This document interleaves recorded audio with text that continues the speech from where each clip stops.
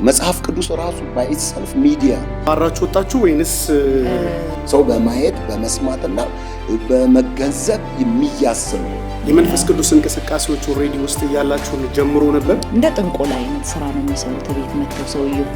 አንድ ወንጌልና ዝማሬ ደግሞ 1000 ሲታይ ምን ይባላል? ቤተሰብም ካቶሊክ የሆኑ ቤተሰቦች ውስጥ የሃይማኖት አባት ሆኖ አገኛቸዋለሁ። ወንጌላውያን መሄድ ወይንስ ብዙ ካሮትን በመብላት ሚስጥር ነው። ሁሉም ያንን ነገር ተቀብሎት ነው የሚያደርገው። ጸሎት ወሳኝ። የማይጸልይ ጭኑ ላይጋባል ይችላል። መጠለቅ አንቺ ለነገሩ ለመጥሰፍ ይቃለሽ አንቺ ልጅ ምንም የሚያነጋግርሽ ሰው የለም ይላሉ እናቶች። የቅዳሴ አንዱ ፓርት ቢሆንስ? የቡራኬ አንዱ ፓርት ቢሆንስ? ስለ ጋብቻ ተጸልያለሽ? እናታለ በኢየሱስ ስም ነው። ደረሰ ዛሬ ለኔ የምስራቹ ዜማ፣ በአዲስ ኪዳን ታሰብኩኝ ሕይወቴ በእርሱ ቀና፣ ጭንቀት ሐሳቤ ጠፋ በእርሱ ላይ ተደገፍኩኝ። ጠላቴ መርዶ ስማ ኢየሱሴን አወቅኩኝ።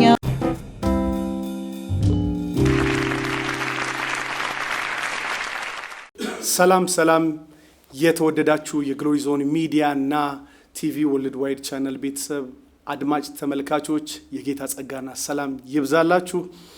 ዛሬም እንግዲህ እንደተለመደው ከልዩ እንግዶች ጋራ በምትወዱትና በጉጉት በምትጠብቁት ፕሮግራማችን እነሆ ተከስተናል።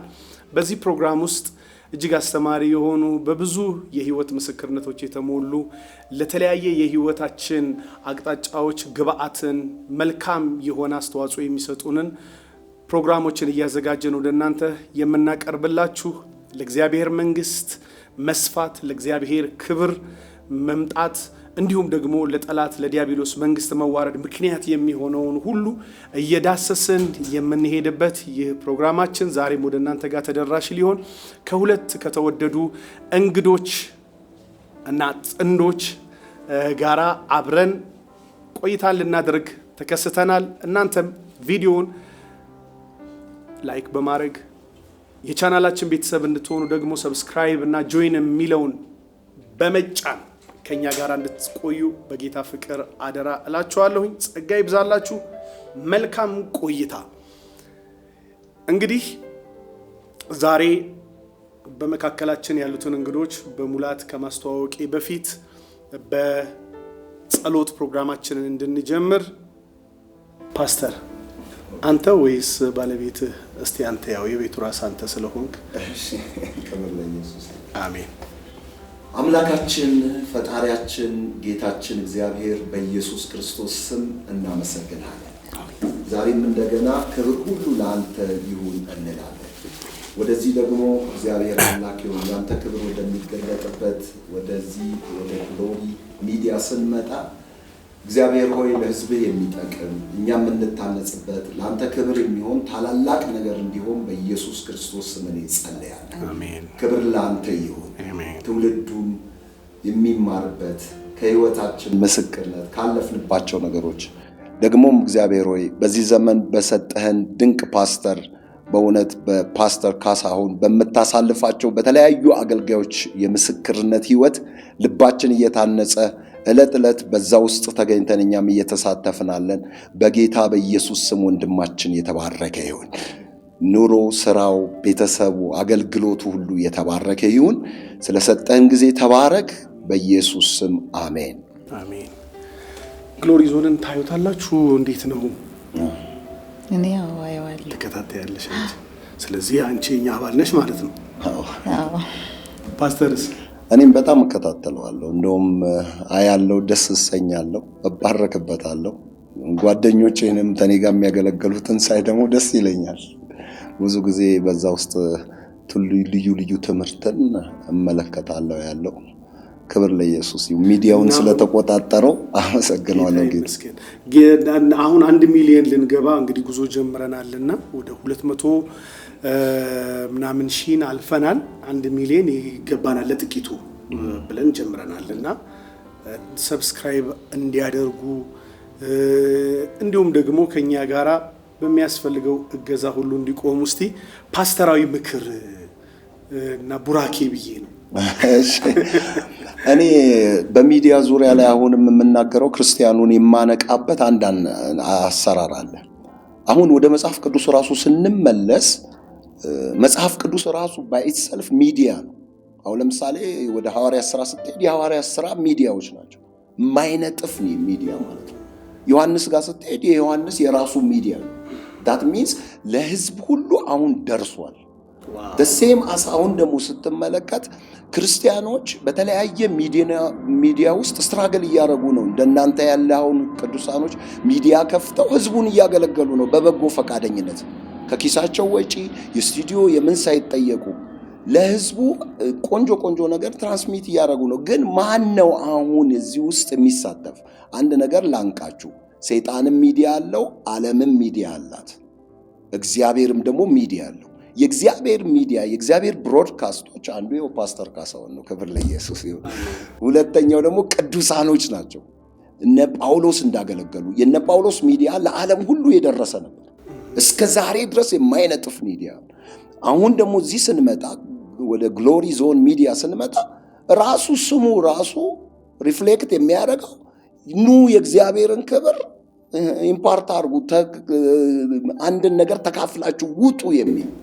ስለዚህ እንደዚህ አይነት ሚዲያዎችን ሰዎች በመሳተፍ ከንቱ ሚዲያዎችን የዓለም ሚዲያን እንደገናም ደግሞ የሰይጣንን ሚዲያ ከማየት ነፍስን ሊያሳርፍ ወደሚችል እንደዚህ ስፒሪቹዋል ሚዲያዎች ውስጥ መተን አንድን ትምህርት አግኝተን መሄድ ትልቅ ድርሻ ስላለው ላይክ ስታደርጉ ለሌላውም ወንጌል እየሰበካችሁ ነው። ሼር ስታደርጉ ወደ ሌላ እናንተም ሚዲያውን እያሰራጫችሁ ነው። እንግዲህ ዓለምን በጥበቧ ተመልከቷት። የአንድ ዘፋኝ ዘፈን እስከ ቢሊየን ከታየ አንድ ወንጌልና ዝማሬ ደግሞ 1000 ሲታይ ምን ይባላል? የሚያየው ሰው ሼር የሚያደርገው የለም። ብዙ ሰዎች ነፍሳቸው በዝማሬ ተማርኳል፣ በስብከት ተማርኳል፣ በሰዎች የህይወት ተስቲሞኒ ተማርኳል። ዲያብሎስ ደግሞ ያንን ስለሚያውቅ 90% ሚዲያውን ተቆጣጥሮታል። ሰው በማየት በመስማትና በመገንዘብ የሚያዝ ስለሆነ፣ ስለዚህ ዛሬም እኛ በቤታችን ቁጭ ብለን ከግሎሪ ዞን ጋር አንድ ስራ እንሰራለን ማለት ነው። የምንሰራው ምንድነው? ወንጌል ሼር ስናረግ ለሌላውም ሼር እናረጋለን። ክፉን ነገር ሼር አናረግም፣ ግሎሪን ግን ሼር እናረጋለን። ለሶስት አስርተ ዓመታት ለሚጠጋ ጊዜ እንግዲህ ወንጌልን በማገልገል በእግዚአብሔር መንግስት ውስጥ ከፍተኛ ድርሻ እና ትልቅ አስተዋጽኦን ያበረከቱ እነዚህ ወገኖቼ እንግዲህ ዛሬ ከኛ ጋራ ቆይታን ያደርጋሉ። በህይወት ምስክርነታቸው በአገልግሎታቸው ሂደት ውስጥ በገጠማቸው ከፍና ዝቅ የህይወት መልክ ገጾች ውስጥ ብዙ የምንማርባቸው ነገሮች እንዳሉ አምናለሁኝ። ለዛም ነው ወደዚህ ስፍራ እንዲመጡ በራችንንም ልባችንንም ከፍተን የጋበዝናቸው። ፓስተር ሀብልንና ባለቤቱን በአክብሮት እንኳን ደህና መጣችሁ እንላለን። ጌታ ይባረክ። እንዴት ተገናኛችሁ? እስኪ ራሳችሁን አስተዋውቅ እስኪ ፓስተር። ኦኬ እሺ። እኛ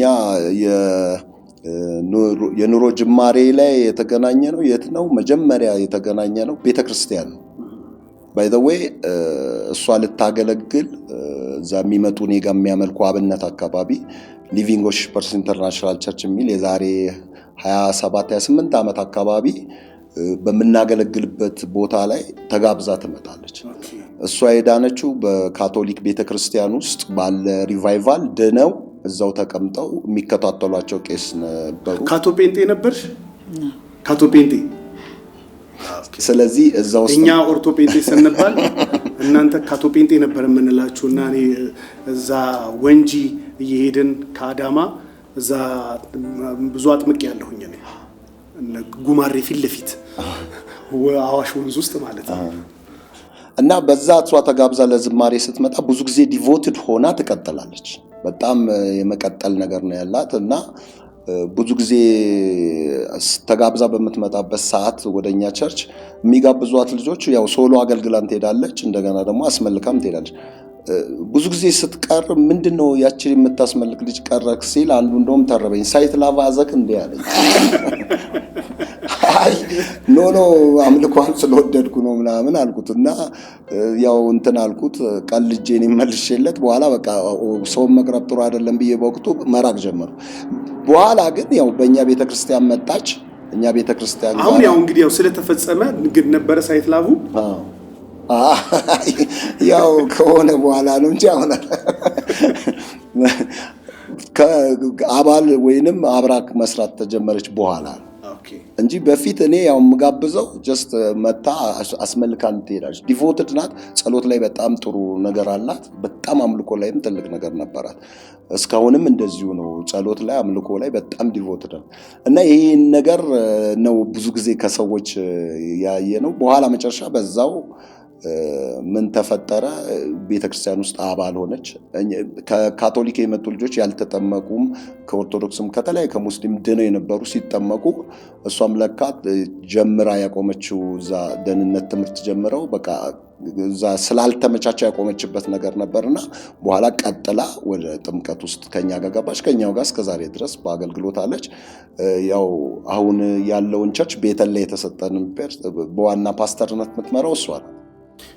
ማይ ጋድ በጣም የሚገርም ደስ የሚል ምስክርነት ነው።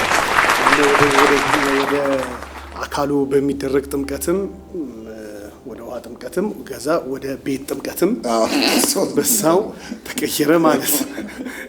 እንዴት ነበረ ሁኔታውን? እስኪ ካንቺ ደግሞ እስኪ እንስማ እስኪ እና ራስሽንም ለአድማጭ ተመልካቾች እስኪ አስተዋውቂልንና።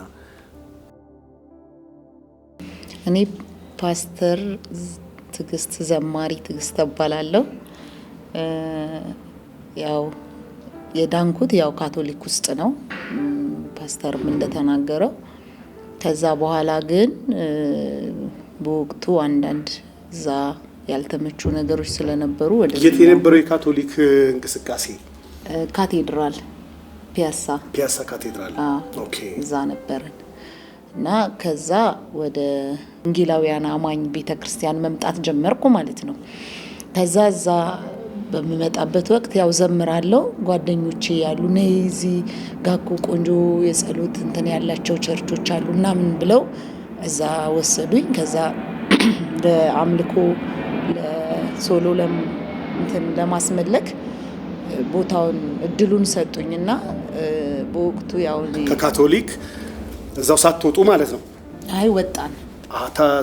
ተባራችሁ ወጣችሁ ወይንስ ራሳችሁን አባራችሁ? አይ ራሳችንንም አባረን ማለት ይቻላል። ግን በወቅቱ እኛን ትሪት ያደረጉን ያስተምሩን የነበሩ ቄሶች ከዚህ ለቀው እንዲወጡ ተደረጉ።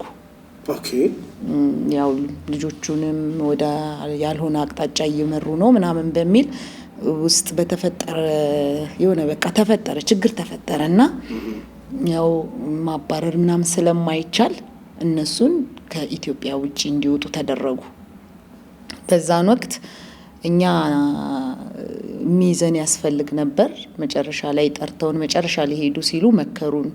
ከጌታ ጋር ጸንተን መቆም እንዳለብን፣ ወዴት መሄድ እንዳለብን፣ ህብረታችንን ማጠንከር እንዳለብን መከሩን። መንገድ ወዴት መሄድ እንዳለብን ማለት ወደ ወንጌላውያን መሄድ ወይንስ ከቻላችሁ እዚሁ ጸንታችሁ እናንተ የራሳችሁ ህብረት ኖሯችሁ በዚሁ ጸንታችሁ ቀጥሉ ነው። አለበለዚያ ግን ወደ ወንጌላውያን አብያተ ክርስቲያናት ህብረት በእንጥጡ አሏችሁ? ያው አያያዛችንም የሚያስፈነጥጥ ስለነበር እዛ ጋር አይመችም። የመንፈስ ቅዱስ እንቅስቃሴዎች ኦሬዲ ውስጥ እያላችሁ ጀምሮ ነበር? አዎ በልሳን እንጸልይ ነበር። ካቶሊክ ውስጥ ሆናችሁ? ኦኬ በልሳን እንጸልይ ነበር። በቃ በኢየሱስ ክርስቶስ ነው እምነታችን፣ ህይወታችን እዛ ላይ የተመሰረተ ነው። ከዛ ውስጥ ባንወጣ የሚለው እንትን ነበረን። ያው እዛ ቦታ በሆናችን ለብዙዎች መዳንም ይሆናል የሚለው እምነት ስለነበረን በመቆየታችንም በስተን ነው ከዛ ቦታ የወጣ ነው። ስንወጣ ብዙ ነበርን፣ ግን ያው በራሳችን መቀጠል አልቻልንም። ቤተሰብም ካቶሊክ ነበሩ? ቤተሰቦችሽ አልነበሩ? እንዴት ታዲያ ወደ ካቶሊኩ አቅጣጫ ዘንበላልሽ? በትምህርት ጉዳይ ወይንስ በጓደኞች ተጽዕኖ? እኔ ውስጤ ብዙ ጥያቄ ነበረ። ቤታችን ውስጥ አባቴና እናቴ አብረው አይኖሩምና እኔ ከአባቴ ጋር እኖር ነበርና እዛ ቤት ውስጥ የአባቴ ሚስት የምታመጣቸው ቤት ውስጥ ወደ ቤት የምትጠራቸው የተለያዩ ከኦርቶዶክስ እምነት የሆኑ ቄሶች ይመጡ ነበርና ይመጡና ቤት ውስጥ የሚደረገው ሴሬሞኒ ግን ብዙም በቃ ግራ የሚገባ ነበረ እና በዛ እኔ በጣም እፈተን ለምን ምንድነው እየሆነ ያለው እዚህ ጋር እንደዚህ አድርገው እንዴት እዛ የሃይማኖት ቦታ ላይ ደግሞ ማለት ምንድነው የሚያደርጉት? የሆነ እንደ ጥንቆላ አይነት ስራ ነው የሚሰሩት ቤት መተው ሰውየው እና እንደ ጥንቆላ ነው የሆነ በቃ ጣን እያጨሱ የሆነ ነገር እያሉ ነው እንትን የሚሉት። ለአባትሽ ነው ወይንስ ለእንጀራ እናት? ሁሉም ያንን ነገር ተቀብሎት ነው የሚያደርገው። ኦኬ። እኔም ደግሞ ልጅ ነኝ እዛ ቤት ውስጥ በራሴ ይሄ አይሆንም ይሄ ይሆናል ብዬ የምወስነው የማደርገው ነገር የለም። አያለው የሚሆነውን ነገር አያለው። የማየው ነገር ግን ለኔ ትልቅ ጥያቄ ነው። ለምንድነው እየሆነ ያለው የሚል ጥያቄ። ለምን ጠዋት ደግሞ ስንሄድ እዛ ደግሞ የሃይማኖት አባት ሆኖ አገኛቸዋለሁ። እዚህ ደግሞ ሌላ ስራ ሲሰሩ አገኛቸዋለሁ። እንደሚተነኩሉ በምን አወቅሽ? እንደው አሁን የቅዳሴ አንዱ ፓርት ቢሆንስ የቡራኬ አንዱ ፓርት ቢሆንስ? እንደዛ እንዳልለው ሚሉት ጣን ያጨሳሉ። እንደገና ደግሞ ሚሉት ነገር አላቸው የሆነ ሚሉት ነገር አለ እና በዛን ወቅት የሚደር እንደዚህ ጫት ይመጣል እዛ ምናምንና ለቄሱ እዛው እንትን ይመጣል እና አይቁሙትም ግን የሆነ ነገር ያረጉታል ብቻ ጫቱን። አዎ የሆነ የሚሰዋ እንደመሰዋትም አይነት ነገር ነው የሚያረጉት እና በጣም ነው ለኔ ትልቅ ጥያቄ ነው። በቃ ከዛ ወንድሜን ደግሞ ምንድነው ግን አንቺ ዝም በይ አንቺ ለነገሩ ለመቅሰፍት የቀረብሽ ነው ነገር ይለኛልና ማለት ዳር ላይ ነሽ ምናምን ይልሻል። ከዛ እሺ በቃ ብዬ አልፈራውም ግን የሚሆነውን ነገር የሚያረጉትን ነገር ምናምን አላቅም። በኔ ፊት በጣም ቀሎ ነው የሚታየኝና በጣም ነው እንትን እምላቸው ለምንድነው እዚህ እንደዚህ ያረጉ እዛ ደግሞ ሄደው እንትን ራሳቸውም ደግሞ አንዳንዴ የሆነ ሚሉት ነገር አላቸው ንጹህ ካልሆንኩኝ ይሄን ነገር ምናምን ይሏቸዋል ለነፋዘር ማለት ነው። ይሄን ነገር ማድረግ አልችልም ንጹህ መሆን ምን እንደሆነ አይገባኝም። እኔ ግን የሆነ ብቻ ነፍሴ የምትጸየፈው ነገር ነው። በጣም አይመቸኝም የሚሆነው ነገር እና እዛ ደግሞ ማለዳ ተነስተው 9 ሰዓት 10 ሰዓት ተነስተው ያው ማለዳ የሃይማኖቱን ስርዓት ይፈጽማሉ። እኔ አያቸዋለሁ እዛም አያቸዋለሁ ቤትም አያቸዋለሁ። ይሄንን ይዛቸው የምትመጣ ሴትም አለች እዛም ያ ነገር እዛም እንደሚደረግ እሰማለሁኝ። ከዛ በቃ ሁሌም ሄጄ ለኔ ሁሉ ነገር ጥያቄ ስለሚሆንብኝ እንደው እግዚአብሔር እውነት የት ነው ግን ያለኸው ግን እግዚአብሔር እላለሁኝ ሄጄ እዛ ቦታም ያ ነው ጥያቄ። ከዛ ጓደኞቼ ካቶሊክ ስለነበሩ ከዛ አንዲትም ዘመዳችን ካቶሊክ ስለነበረች ከነሱ ጋር ሆነ ህብረቴ። በኋላ ከቤተሰብ ራቅም አልኩኝ በኑሮ ከዛ ከነሱ ጋር ሆነና በቃ ካቶሊክ ቤተክርስቲያን መሄድ ጀመርኩ። እንግዲህ ምንድነው ይሄንን አሁን ጥያቄዎች ያነሳውበት ምክንያት ሁሉም ሰው ወደ ጌታ የሚመጣበት ወደ እግዚአብሔር ቃል የሚመጣበት የተለያየ አይነት ቴስቲሞኒዎች አሉት እና የህይወት መንገድ እና የህይወት ገጾቻችን ሁላችንም የተለያዩ ስለሆኑ እና ከዚህ የተነሳ ነውና የካቶሊክ ቤተክርስቲያን ደግሞ እንቅስቃሴ በነበረበት ሰዓት እኛም በኦርቶጴንጤ በሚባለው እንቅስቃሴ ውስጥ እንደዛው እኩል አካባቢ ነበር የጀመረው። እነ ፓስተር ፍፄ ምናምን እነሱ ሁሉ ሲናገሩ ሰምቻቸዋለሁኝና ከዛ ጌታን እዛው አገኘሽ በዛው ወደ ሊቪንግ ወርሺፐርስ ቸርች ሊቪንግ ወርሺፐርስ ቸርች ወይም ሕያው አምላኪዎች የሕያዋን አምልኮ ቤተክርስቲያን የሕያዋን አምልኮ ቤተክርስቲያን ወደዛ እና የአይን ፍቅር ይዞት እንደነበረ አውቀሽበት ነበር? አይ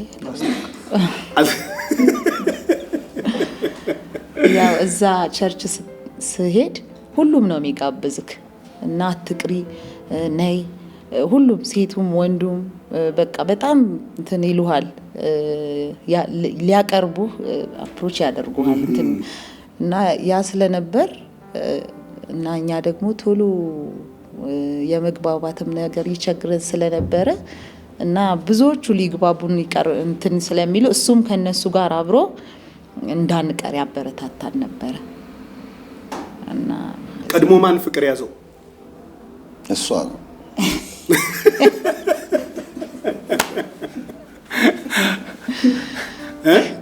እውነት ነው ያው እሱ። ስለዚህ ጣል እናወጣ ነው ወይም እውነቱን ልነካለት ልታወጡ ነው። ማን ቀድሞ በኋላ ላይ ስትነጋገሩ ማን ቀደመ? እሷ ናት ፓስተር።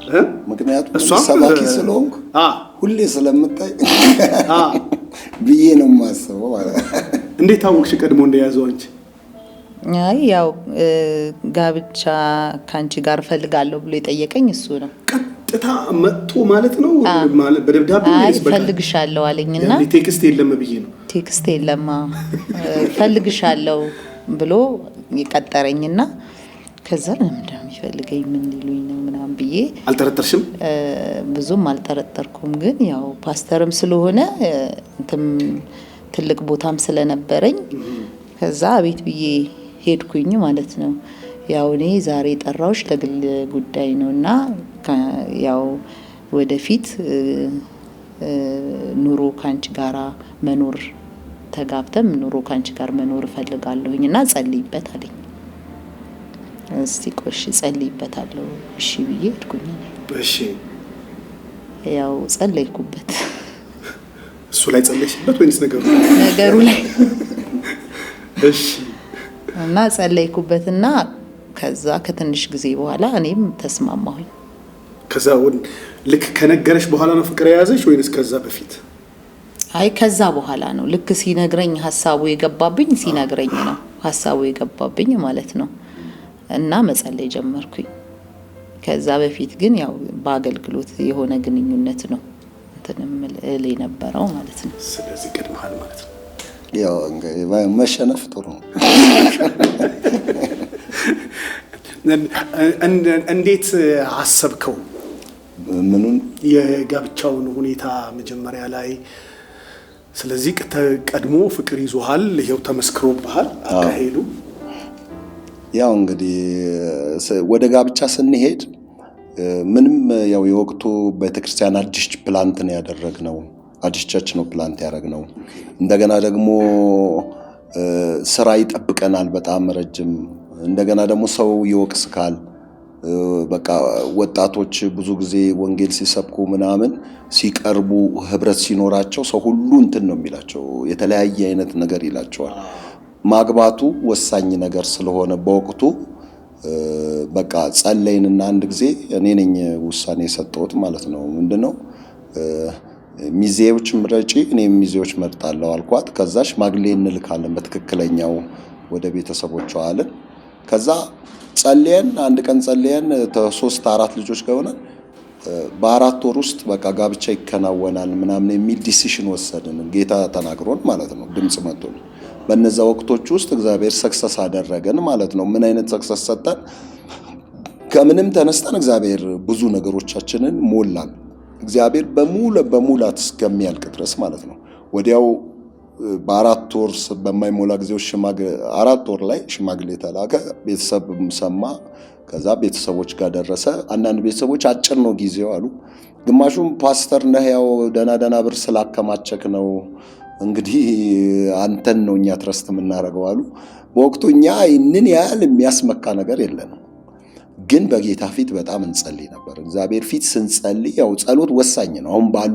በአሁኑ በምንመራት ቤተክርስቲያን ውስጥ ከ2004 እስከ 2018 56 ሰርግ ነው የተካሄደው ማለት ነው። ዛት ሚንስ እንነግራቸዋለን እንዲጸልዩ። ጸሎት ወሳኝ ነገር ነው። የማይጸልይ ጮኛ ላይጋባም ይችላል፣ መጠንቀቅ አለበት።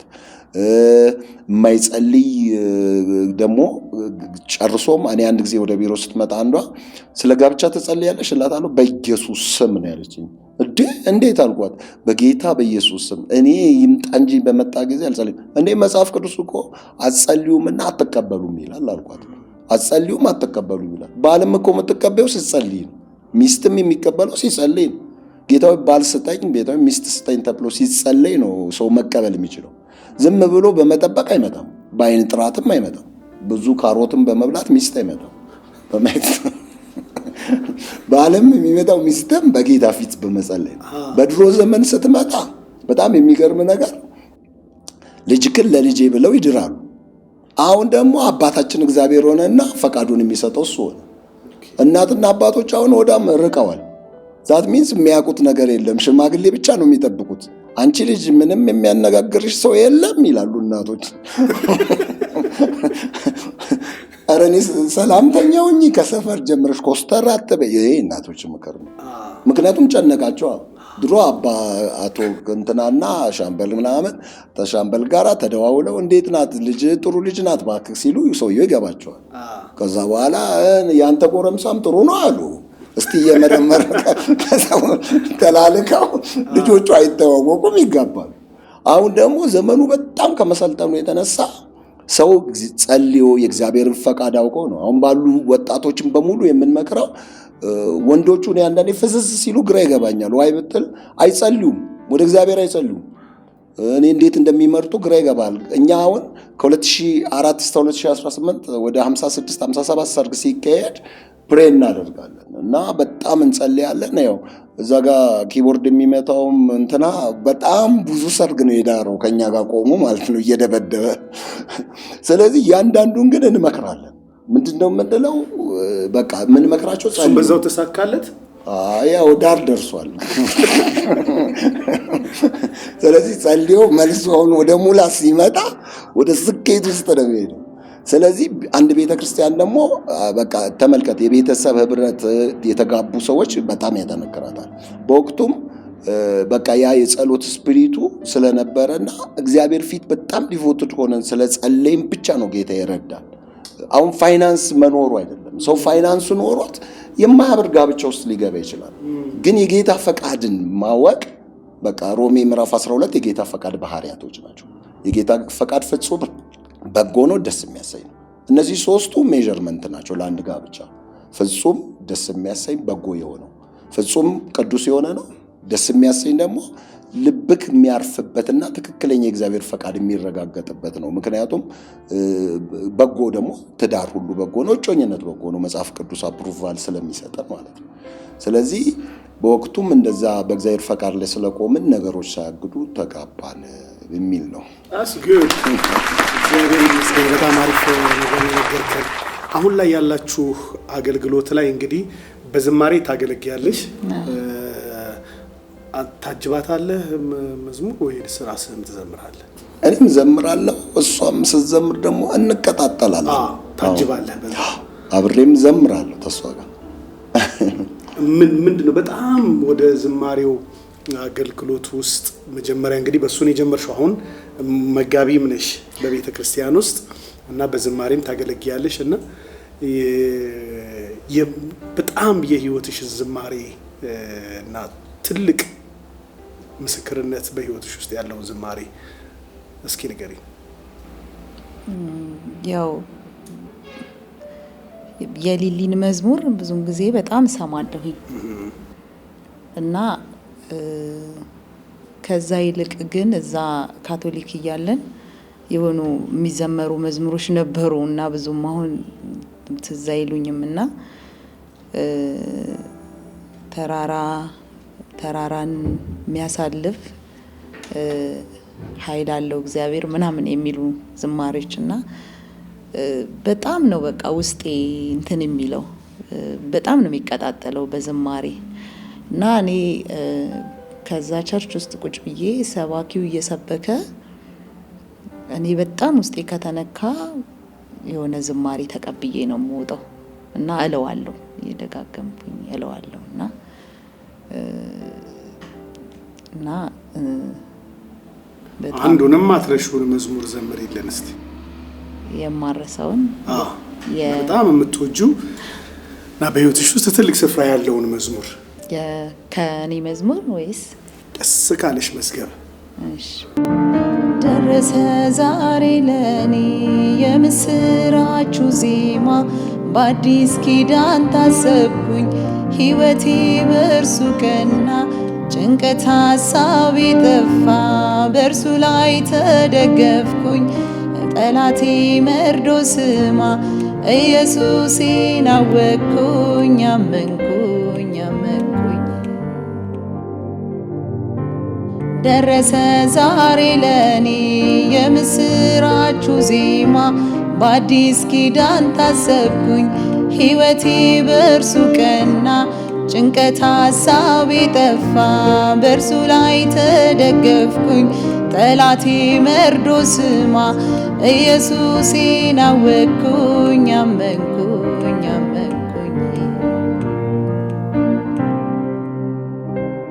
የሐዘን ማቄን ቀደ ሃሌሉያ ደስታን በኔ ላይ ሞላ አሜን ጌታ ኢየሱስ ጌታዬ ሆይ ሃሌሉያ ለክብርህ እቀኛለሁ አሜን ጌታ ዘላለሜን በሙሉ ሃሌሉያ ላንተ ሰጥቼሃለሁ አሜን ጌታ።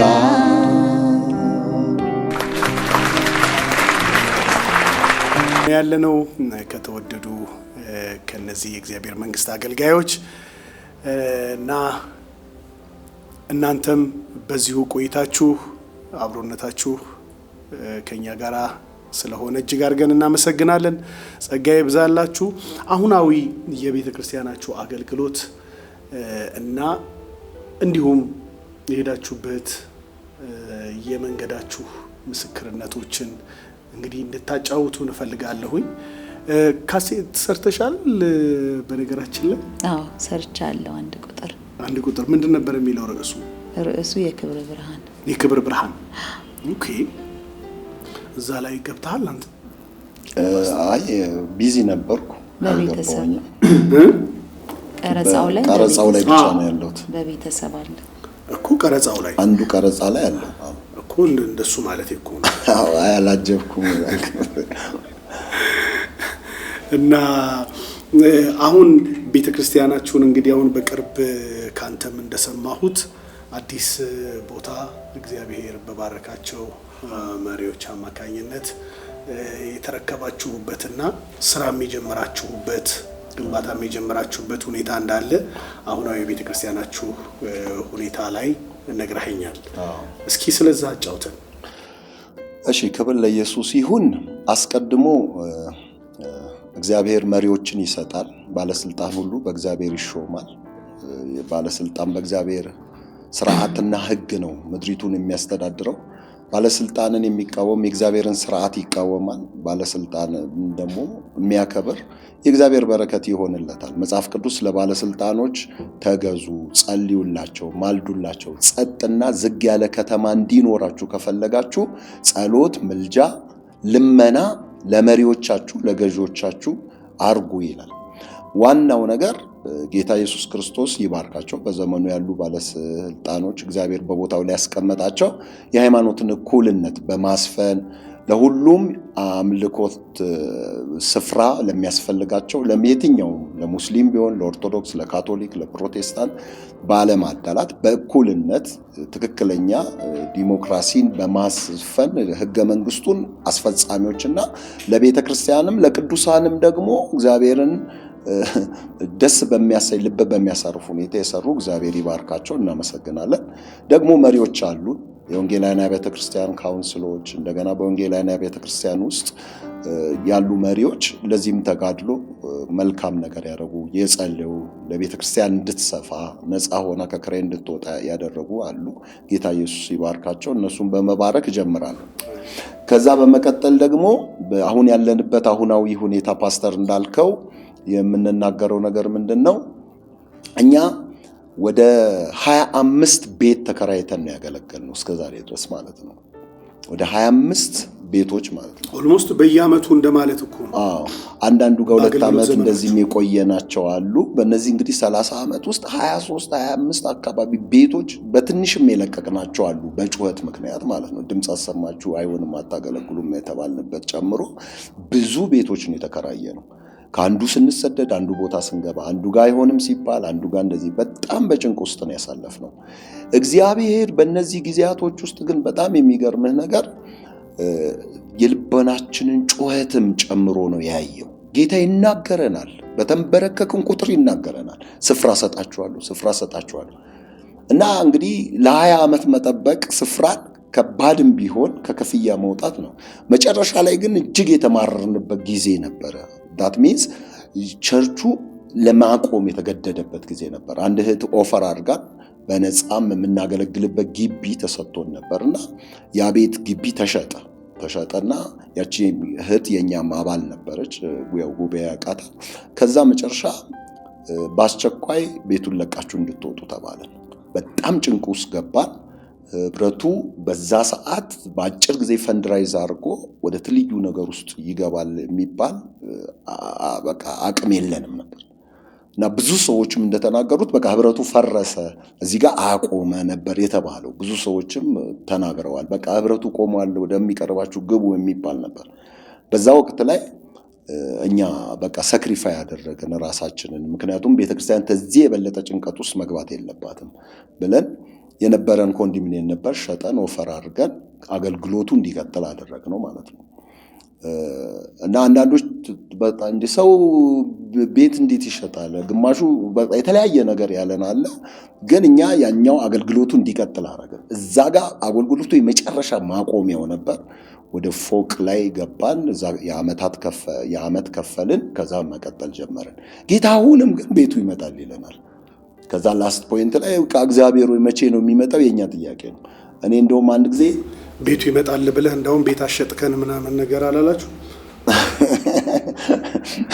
ያው እንግዲህ ቤት ይመጣል እንግዲህ ብለን ያው በእግዚአብሔር ላይ ትረስ ስታደርግ ደስ ይላል። ምክንያቱም ዘፍጥረትን አንብበ ዘጸአት ገብተ ዮሐንስ ወንጌል ደርሰ ሐዋርያት ሥራ 5ን ካልዘለልከው በስተቀር ሸጠው ሰጡ የሚል ስላለ ሸጠ ትሰጣል። ሐዋርያት ሥራ 5ን ዘለታ አነበብክና አሸጠ። 3 ኖሮ ከአንድ ለእግዚአብሔር አሰጠ። ሐዋርያት ሥራን እኛ በደንብ አንብበነዋል ብዬ አስባለሁ። ሸጡና ሰጡ የሚለው ነው። ስለዚህ አንድም ያለ ከሆነ የእግዚአብሔር ምሳሌ አለክ፣ ሸጠ ትሰጣል።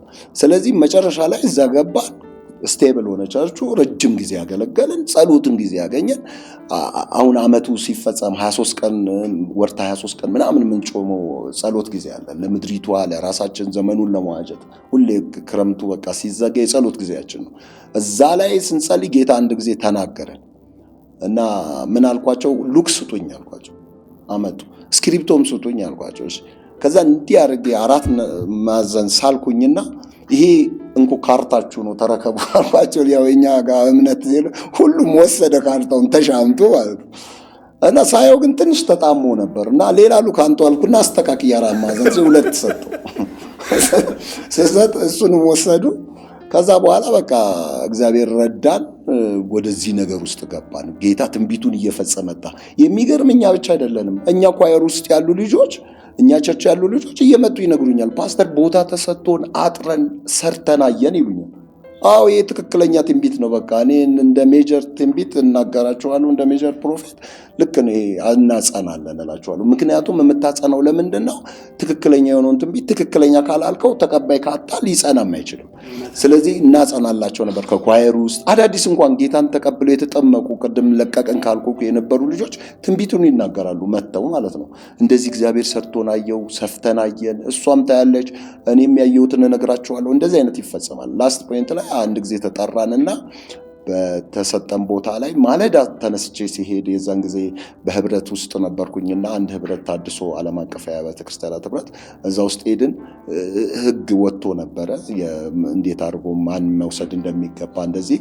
ያንንም እግዚአብሔር አሳለፈን ሞገስ ሰጥቶን በመሪዎች ፊት። ከዛ በኋላ ለእኛ መሬት ተሰጠን። አሁን ያለንበት ሁኔታ ደግሞ ጌታ ረዳን። ትንሽ የክርክር የሚያዳግጥ ክርክር ነበረው የፍርድ ቤት።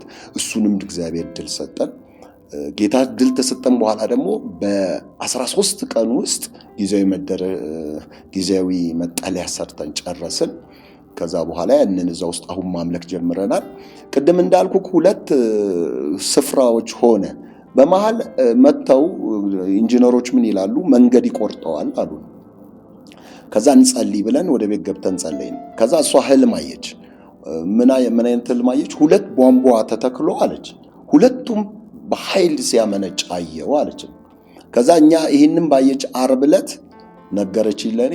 እኔ እሑድ ስሰብክ ዮርዳኖስን ብቻ ተሻግሬ ነበር። አሁን ግን 2 ክፍል ሰራዊት ሆንኩኝ የሚል ቃልን እግዚአብሔር ደብል ፖርሽን ደብል የሆነ 2 እጥፍ 2 በረከት ምናምን እያልኩ ነበር የሰበኩትና እዛ ላይም ሰብኬው ለካ የሷን ሳላስበው የሷን ትንቢት እያጸናው ነው በህልም ያየችው።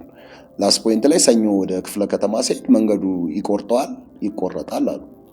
ከዛ በቃ ህግ ጠበቃችን ነበረ ጋሻ ያወቀ የሚባል ደውዬ ነገርኩት። አይ ምንም ችግር አይፈጠርም፣ ታዲያ ምን ችግር አለ? የሚቆርጠው ከሆነ 10 ሜትር መንገድ ይቆረጥ፣ ሌፍትና ራይቶ እናንተ ይሆናል ሲለኝ በራልኝ። ያ ምንጩ 2 ቧንቧው ትዝ አለኝ። ይጉድ አልኩኝ። ይሄ ጥሩ ነው። ከዛ ቀጥሎ አሁንም ጉዞ ጀመርን። ከዛ በኋላ አስጨርሰን ስንመጣ እግዚአብሔር ግራና ቀኝ 2ቱም የኛ መሬት ሆኖ አሁን ለቤተ ክርስቲያን የተሰጠ ቦታ ነው። አሁን ደግሞ በጥቂት ጊዜ ውስጥ ማልማት ይጠበቅብናል፣ መስራት ይጠበቅብናል። ቅዱሳኖችም ከኛ ጋር ጸሎት ላይ በ2 ካርታ የተጣማጣም ስለ የሰጣቸው 2ቱም ካርታ ተፈጸሙ ጸናልህ ማለት ነው። እሷ አሁን ደግሞ ከ2 ዓመት በፊት ሙሉ ካሴት ታወጣችና ምን አለች? በኦዲዮም በቪዲዮም ሰርታ እንኩ ከዚህ በኋላ ኪራይ ይብቃ፣ ይሄን ሽጡና መሬት ግዙ አለች። እሺ ብለን ተቀበልን። በኋላ መሬቱ ደግሞ ራሱ መጣ።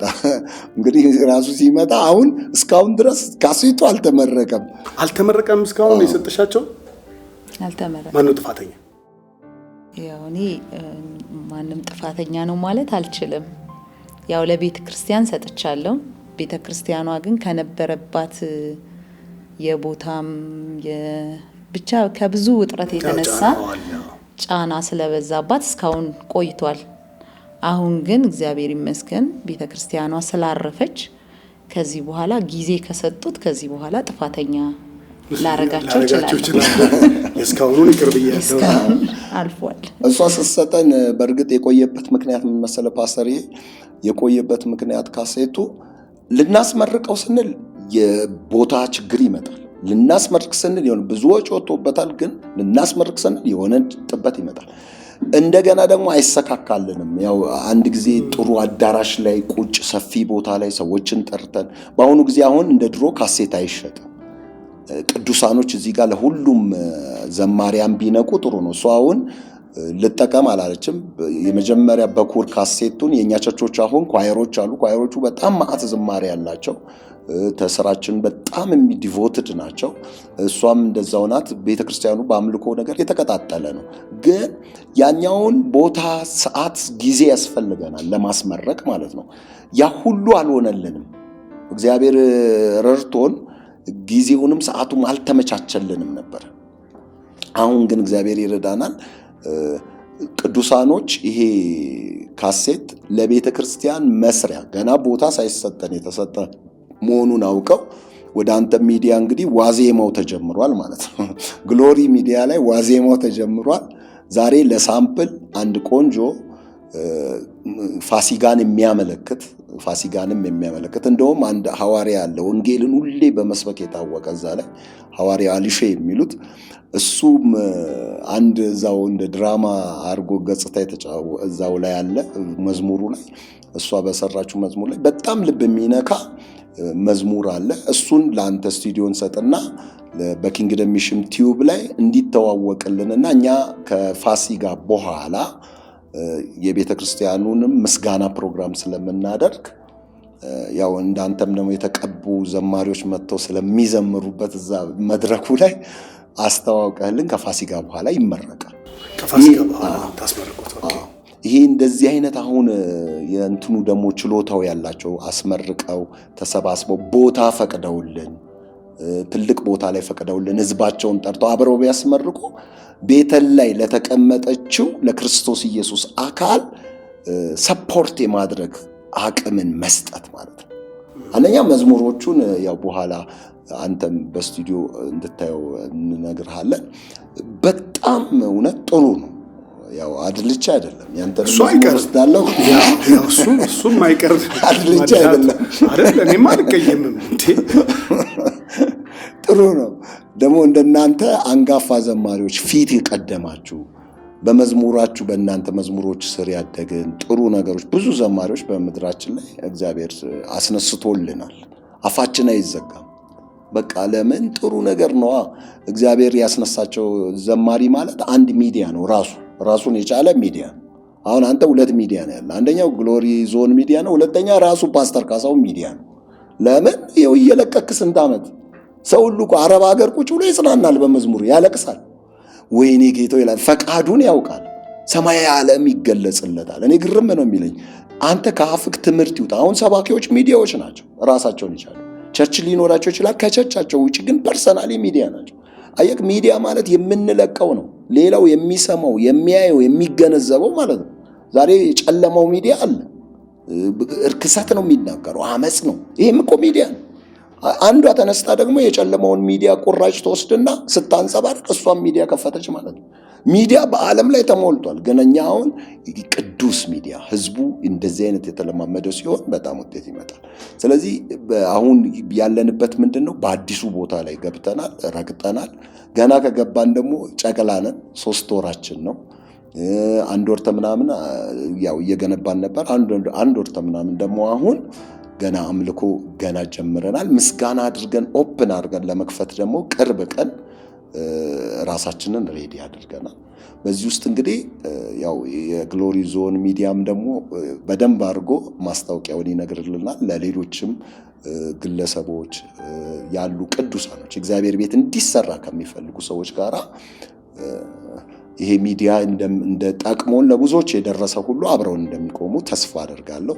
ጌታ ይባርክ። ታትስ ወንድ እግዚአብሔር ይመስገን። እናንተን ኮኔክት እንዲያደርጉ የአድራሻችሁን እንደዚሁ ደግሞ የምረቃውን ጊዜ ስፔሲፊክ አሁን ልትናገሩት ከቻላችሁ አሁን ብትነግሩን፣ አሊያ ደግሞ የእናንተን ስልክ ቁጥር አድራሻችሁን እንዲሁም ደግሞ የእርሷም ዝማሬ የሚለቀቅበት የዩቲዩብ ቻናል ስሙን፣ እነዚህን ነገሮች ብትነግሩን አድማጭ ተመልካቾች በየትኛውም ዓለም ላይ ያሉ ከእናንተ ጋር ቀጥተኛ የሆነ ግንኙነት በመፍጠር ማገዝ ራእያችሁን እንደዚሁም አገልግሎታችሁን ደግሞ በብዙ አቅጣጫ እንዲሰፋ ደግሞ የሚችሉትን አስተዋጽኦ ማድረግ የሚችሉበትን በር መክፈት ስለሚቻል ለዚህ ነገር እንግዲህ ያው ንገሩንና በዛው ትኡ በሰላም እንላችኋለን። ኪንግደም ሚሽን ትራንስሚሽን የሚል ትራንስሚሽን እሱ የዩቲዩብ ቻናሉ ነው። ኪንግደም ሚሽን ተብሎ ቢመጣ ያንተም አባል ነን፣ እዛ ውስጥ ሊያገኙን ይችላሉ። ግሎሪ ዞንን እንትን ብለናል። እንደገና ደግሞ በስልክ ቁጥር 0911 67 37 52 የኔ ስልክ ነው። 0910 16 89 70 ፓስተር ቲጂ ስልክ ነው። ይሄ እነዚህ ስልኮች አሉ። ዳይሬክትሊ እኛን ኮንታክት ቢያደርጉ ያለውን የቸርች አካውንቶች የሚያስፈልገውን ነገር መስጠት እንችላለን። ዳይሬክት ኮንታክት ሲያደርጉን፣ ሁለት ደግሞ አሁን በዚህ በሚለቀቀው ቪዲዮ ስር ላይ ያሉትን እንትኖች የዩቲዩብ አካውንትም ሆነ ስልኮች ቁጥሮቻችንን ማስቀመጥ እንችላለን። ይህንን እንሰጣለን። በጣም ድንቅ። ምን አልሽው? የአሁኑን አልበም መጠሪያ የክብር ብርሃን፣ የክብርህ ብርሃን። ኦኬ። ስለዚህ ስንት መዝሙር ተካተተበት? 10 መዝሙር ተካተተበታል። በጣም ድንቅ። ስለዚህ ከፋሲካ በኋላ በአዲስ አልበም ልትከሰቺ ነው ማለት ነው ፓስተር ዘማሪ ቲጂ። ድንቅ። እና በአሁኑ ላይ አስተዋጽኦ አድርገሃል በመካከል ላይ ምናምን ነገር ቅድም እንደገባኸው አይነት የዝማሬ? እዛ ላይ አልተገኘውም፣ ብዙ ላይ የለውም። ፒክቸሪን ብቻ አንድ ቀን እድል አግኝቼ ገብቻለሁ። በጣም ውጥረት ውስጥ ነበር በወቅቱ። ያው እጀባ ላይ ያው ድምጽ ያላቸውም ባይሆኑ ድምጽ የሌላቸውም ሰዎች ያጅባሉ። አንተ በመኪና ብቻ ነው የምታጅበው ማለት ነው? እኔ እንደዛ ይመቸኝ። በጣም ድንቅ። እንግዲህ በነበረን ቆይታ ይህንን የተወደዱ የእግዚአብሔር መንግስት አገልጋዮችን ምስክርነቶች፣ አሁናዊ የአገልግሎታቸውን ገጽታና እንግዲህ ወደፊት ደግሞ እግዚአብሔር በሰጣቸው ስፍራ ላይ የትውልድን መገንቢያ ማዕከል ሰርተው አብሮ የእግዚአብሔርን መንግስት ደግሞ ከፍ ባለ መልክ ለመግለጥ እንዲችሉ የሁላችሁም እገዛ እና የልባችሁን መልካም ፍቅር እንድታሳዩአቸው በጌታ ፍቅር እኔም አሳስባለሁኝ። ጸጋ ይብዛላችሁ። የፋሲካ መልእክት ካለ እንግዲህ ከፓስተር ወይም ከቲጂ የፋሲካ መልእክታችሁን አድርገን በዚሁ እንቋጨው። አንድ መዝሙር ተዘምሪልንና በዚሁ እንሰናበታለን። መልካም በዓል ተባብለን። ያው ለፋሲካ እሷም እንደምታስተላልፍ ተስፋ አደርጋለሁ። ለፋሲካ የማስተላልፈው ትልቁ መልእክት ፋሲካችን ክርስቶስ ታርዷል የሚል ነው። በቃ የታረደ ነገርን ስንመለከተው ኪዳናዊ የሆነ ተስፋን እንደሰጠን የሚያመለክት ምልከታ አለ። በብሉይ ኪዳን ላይ ስንመጣ ገና እስራኤል በግብፅ ባርነት ውስጥ ተቀምጦ እየተጨቆነ እየተረገጠ እየተገዛ የራሱ መብት የሌለው ሰርቶ ገለባም በሚከፈልበት ሰዓትና ደቂቃ ላይ እግዚአብሔር የኢየሱስ ክርስቶስን ተምሳሌት የሚሆነውን የፋሲካውን በግ እንዲያርዱ በሙሴ በኩል ከወንድሞቻችን መካከል እንዳንተ ያለ ነቢይ ያስነሳልሃለሁ ተብሎ የተነገረለት ኢየሱስ እንዲታይ ሙሴ ያንን የፋሲካ በግ አረደ። ፋሲካ እንግዲህ አሁን የሚያመጣው ትልቁ ነገርን እዚህ ጋር እናያለን። በመቃንና በጉበኑ ላይ ደሙ ተቀባ ይላል። ያ የኪዳን ደም ታረደ፣ አለቀ። ከዛ በኋላ ነው ከግብፅ ባርነት፣ ከዛ በኋላ ነው ከግብፅ ብዝበዛ፣ ከዛ በኋላ ነው ልክ በዘካርያስ ላይ እንደተጻፈው ለአንቺም ስለ ቃል ኪዳንሽ ደም እስሮችሽን ውሃ ከሌለበት ጉድጓድ አውጥቻለሁ ያለው። እናንተ የተስፋ እስሮች ሆይ ወደ ጽኑ አምባ ወደ እግዚአብሔር ተመለሱ፣ 2 እጥፍ አድርጌ ከፍላችኋለሁ የተባለው እንግዲህ የ2 እጥፍ በረከት እንደሚሆን የተነገረው በዛ ውስጥ ነው። ያም የፋሲካ ደም በፈሰሰ ጊዜ እስራኤል ከባርነት ቀንበር በፈሰሰው ደም ከግብፅ ጨቋኝ ባርነት ነፃ ወጣ። በቃ አሁንም ወደ አዲስ ኪዳኑ ክብር ውስጥ ገብተናል። ከሙሴ በሚሻለው ክብር ፋሲካ በመብላት በመጠጣት በመልበስ በመስከር በመውደቅ የሚያሳልፉ ሰዎች አሉ። ለነሱ ጥሪ እናስተላልፋለን። ምክንያቱም ግዛታቸው እያሳያቸው ነው። የገዛቸው ማንነት በፋሲካ ቀን ባሪያ አድርጎ ይዟቸው እያሳየን ነው። ይሄ መሆን የለበትም። ፋሲካችን ክርስቶስ ታርዶልናል። ያ የታረደው ክርስቶስ ነፃ ሊያወጣን ነው ከባርነት፣ ከኃጢአት ባርነት፣ ከሰይጣን ባርነት። በፋሲካ ጊዜ ቂንጬ ቀቅለው ጃኖ አድርገው የተለያየ ነገር አድርገው ሌሊቱን ሁሉ በክፉ እስራት ውስጥ የሚቀመጡ ሰዎች አሉ። መቼስ አበሻዎች ነን፣ ሁላችንም እናውቃለን።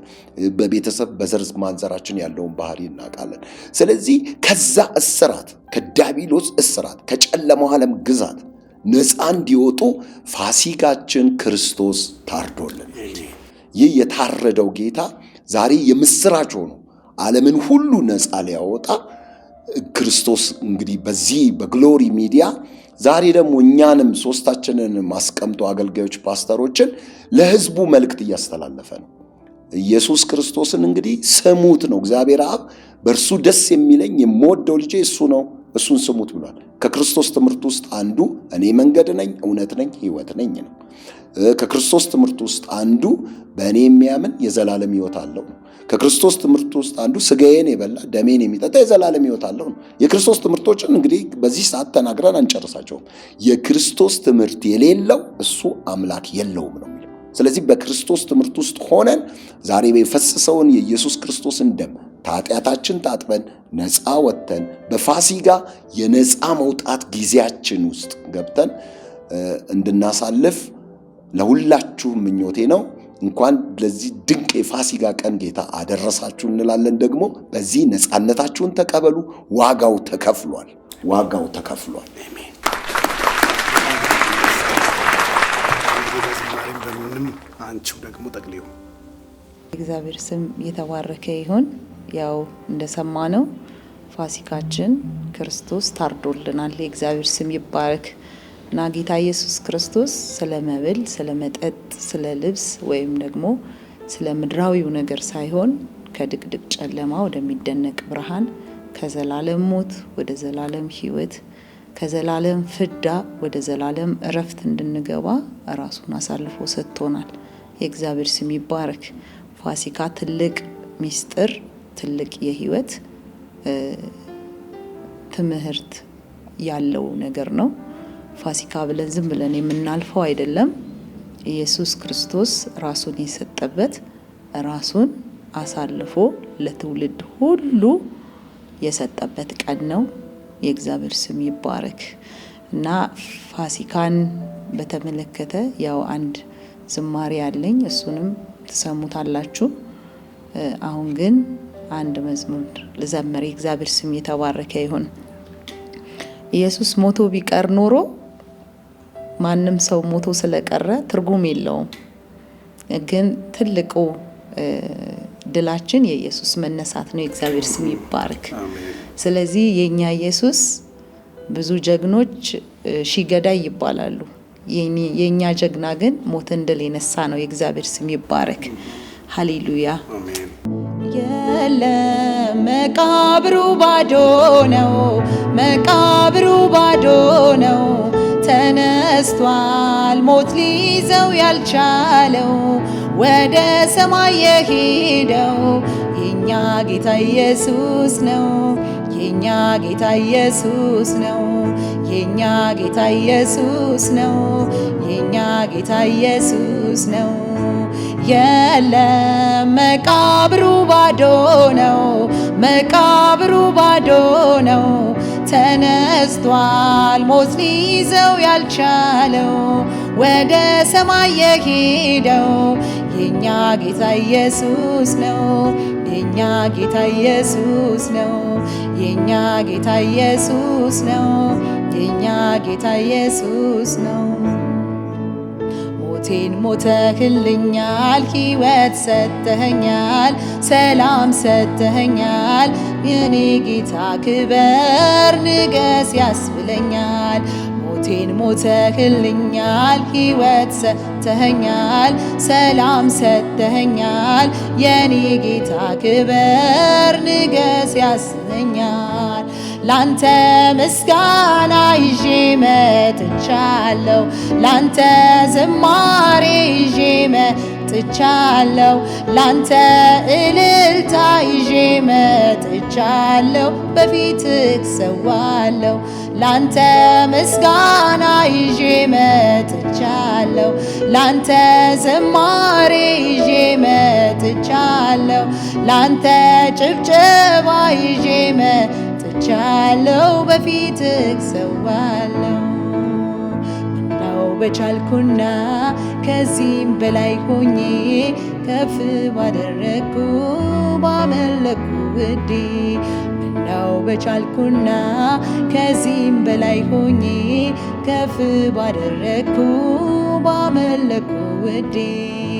ላንተ ምስጋና ይዤ መጥቻለሁ፣ ላንተ ዝማሬ ይዤ መጥቻለሁ፣ ላንተ ጭብጨባ ይዤ መጥቻለሁ። በፊትህ ሰዋለሁ።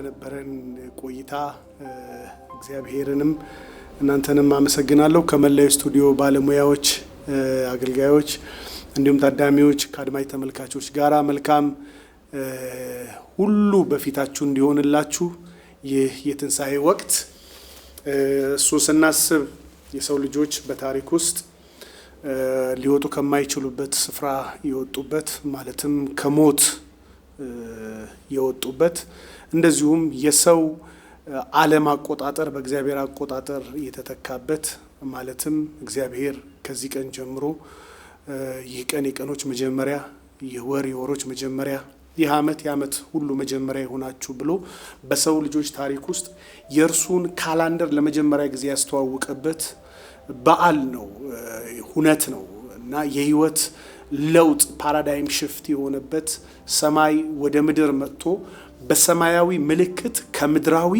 የየትኝ አገዛዝ ያመለጡበት በሰማያዊው የደም ምልክት በእግዚአብሔር የክብሩ ጣልቃ ገብነት የተደረገ ትልቅ ዘጸአት የሆነበት መውጣት የሚል አንድ ገጽታ ያለው ከዛም ማለፍ ፓስኦቨር ወይም ደግሞ መሻገር ወይም ማለፍ ተብሎ ሞት በነሱ ቤትና በምድር ሁሉ ላይ ሲያልፍ ቀሳፊ መልአክ የነሱ ቤት ግን እንዲያልፍ ምልክቱ ከለላ የሆነበት እጅግ ትልቅ ሚስጥርን የተሸከመ በዓል ነውና በዚህ በዓል ውስጥ